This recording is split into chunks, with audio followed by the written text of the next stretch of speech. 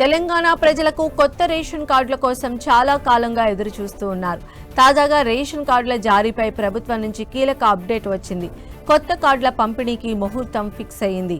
జనవరి 26న రాష్ట్ర వ్యాప్తంగా 16,900 కుటుంబాలకు కొత్త రేషన్ కార్డులు పంపిణీ చేయగా, మార్చి 1న ఉమ్మడి రంగారెడ్డి, మహబూబ్ నగర్ జిల్లాల్లో, హైదరాబాద్ జిల్లాలో పంపిణీ చేపట్టాలని ప్రభుత్వం తాజాగా డిసైడ్ అయింది.